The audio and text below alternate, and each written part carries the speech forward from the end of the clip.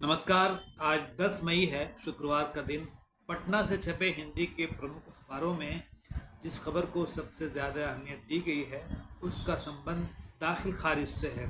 दाखिल खारिज से अक्सर लोग परेशान रहते हैं, दाखिल खारिज नहीं हो पाता, उनका आवेदन रद्द हो जाता है। इसके बारे में खबर दी गई है कि इसके लिए अब कारण बताना होगा, उसके बाद ही आवेदन रद्द किया जा सकेगा। दूसरी एक प्रमुख खबर जो है वो है ईडी का बयान है सुप्रीम कोर्ट में अरविंद केजरीवाल के मामले में कि चुनाव प्रचार करना मौलिक अधिकार नहीं है। और शेयर बाजार में 7 लाख करोड़ रुपए डूबने की खबर भी प्रमुखता से छपी है।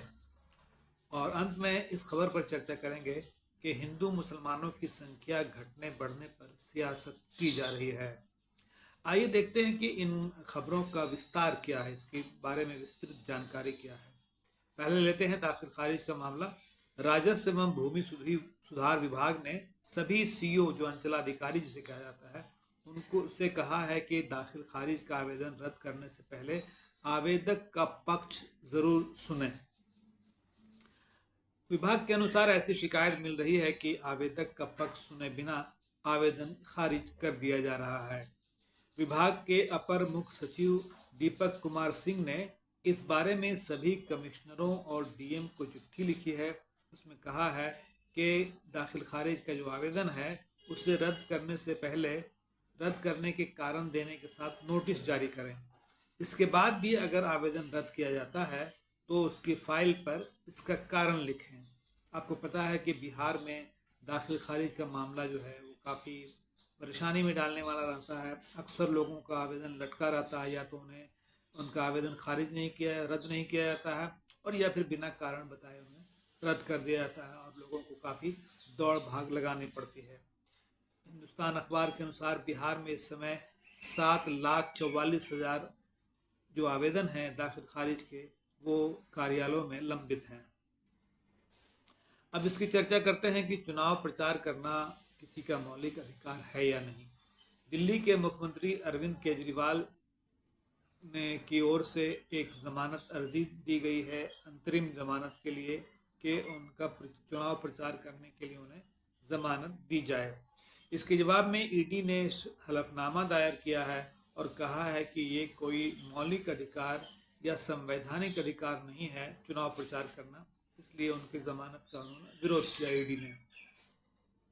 आपको मालूम है कि आबकारी घोटाले में दिल्ली के तिहाड़ जेल में बंद हैं अरविंद केजरीवाल, और सुप्रीम कोर्ट में ये मामला जस्टिस संजीव खन्ना और दीपांकर दत्ता की बेंच देख रही है।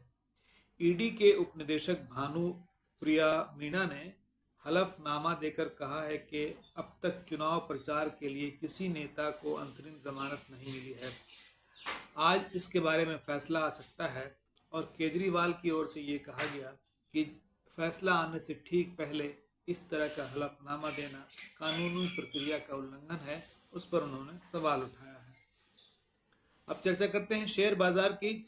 गुरुवार को ज़बरदस्त बिकवाली रही और करीब 7 लाख करोड़ से अधिक लोगों का पैसा 7 लाख करोड़ से अधिक पैसे डूब गए लोगों के, जो निवेशक थे उनके।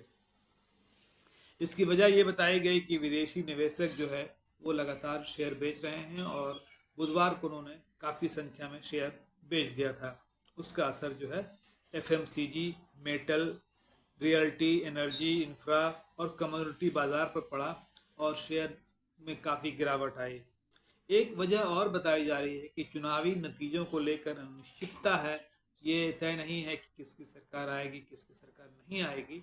इस वजह से भी शेयर बाजार गिर रहा है। और एक कारण ये बताया गया कि कंपनियों के जो तिमाही नतीजे आए हैं वो नतीजे कमज़ोर रहे हैं, इसकी वजह से शेयर बाजार गिर रहा है। अब चर्चा करते हैं हिंदू और मुसलमानों की संख्या पर जो सियासत हो रही है वो। अभी कल एक रिपोर्ट आई थी जिसमें बताया गया था प्रधानमंत्री की कोई टीम है उसकी ओर से कि हिंदुओं की संख्या घट रही है और मुसलमानों की संख्या बढ़ रही है। इस पर भारतीय जनता पार्टी के प्रदेश अध्यक्ष और उप मुख्यमंत्री सम्राट चौधरी ने भी बयान दिया है। उन्होंने कहा है कि हिंदुओं की आबादी घटना, मुसलमानों की आबादी बढ़ना चिंताजनक है। एक और उप मुख्यमंत्री और भाजपा नेता विजय सिन्हा ने कहा कि कि चुनाव बाद इसकी समीक्षा की जाएगी और गिरिराज सिंह ने कहा कि ये दुर्भाग्यपूर्ण है। इसके जवाब में तेजस्वी ने कहा कि जब जनगणना ही नहीं हुई तो रिपोर्ट कहाँ से आई। जाहिर है अभी जनगणना हुई नहीं है और ये रिपोर्ट ऐसे समय में, चुनाव के समय में और ऐन चुनाव के बीच इस रिपोर्ट का जारी होना, वैसे भी प्रधानमंत्री की सलाहकार परिषद की ओर से ये जारी की गई है, तो इसकी क्या विश्वसनीयता है, इस पर तेजस्वी यादव ने सवाल खड़ा किया और कहा कि ये सब फालतू बात है। एक रोचक बयान आया जीतन राम मांझी का, हिंदुस्तानी अवाम मोर्चा के संस्थापक और संरक्षण है। उनका कहना है कि आबादी को धर्म से नहीं जोड़ना चाहिए, ये निजी मामला है। हालांकि वो भी भारतीय जनता पार्टी के साथ चुनाव लड़ रहे हैं, लेकिन ऐसा लगता है कि उनका जो स्टैंड है इस मामले में उससे अलग है। अब हम अन्य खबरों की चर्चा करते हैं।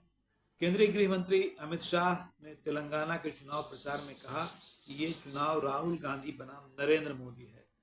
इसमें विकास के लिए वोट और जिहाद के लिए वोट के बीच मुकाबला है और उन्होंने राहुल गांधी की गारंटी को चीनी गारंटी बताया। इस बीच एक खबर ये आई कि पूर्व सांसद रंजन यादव ने आरजेडी की सदस्यता ली है। मनोज झा जो सांसद हैं आरजेडी के और राष्ट्रीय प्रवक्ता भी हैं, उन्होंने सदस्यता दिलाई। इससे पहले रंजन यादव ने लालू प्रसाद जो आरजेडी के सुप्रीमो हैं उनसे मुलाकात भी की थी। राहुल गांधी के बयान को काफ़ी अहमियत मिली है। इसमें उन्होंने कहा है कि मोदी के हाथ से लोकसभा चुनाव फिसल रहा है। उन्होंने कहा अब वो देश के युवाओं का ध्यान भटकाने के लिए कुछ नया नाटक करने की कोशिश करेंगे। ये बात राहुल गांधी ने अपने वीडियो संदेश में कही है।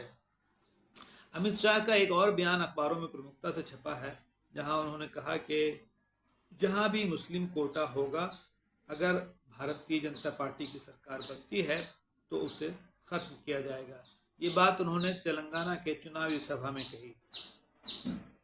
राहुल गांधी भी तेलंगाना में थे और उन्होंने भी अपना वहाँ पे भाषण दिया चुनावी सभा में, और उन्होंने आरोप लगाया कि प्रधानमंत्री मोदी ने जीएसटी नोटबंदी जो है वो अदानी अंबानी के लिए की थी।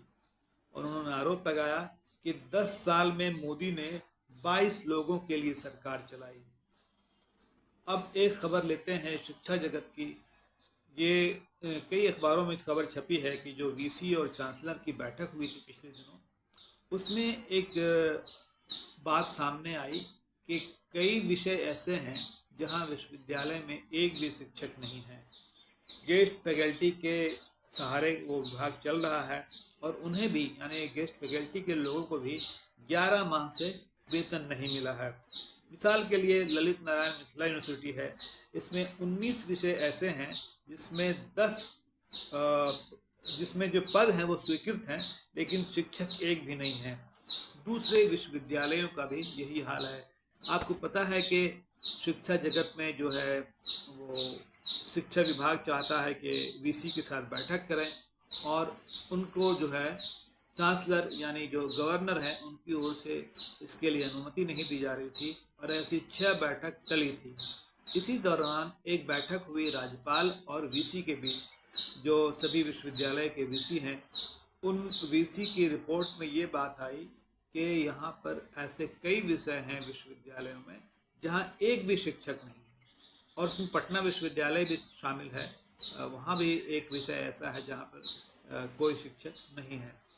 एक तरफ जो है शिक्षा विभाग की बैठक में शामिल नहीं हो रहे थे वीसी, और दूसरी तरफ इस तरह की रिपोर्ट आ रही है कि शिक्षकों की इतनी कमी है कि किसी विभाग में कोई शिक्षक नहीं है और गेस्ट फैकल्टी के सहारे वो विभाग चल रहा है, और उस गेस्ट फैकल्टी के मेंबर को भी 11 महीने से वेतन नहीं मिला।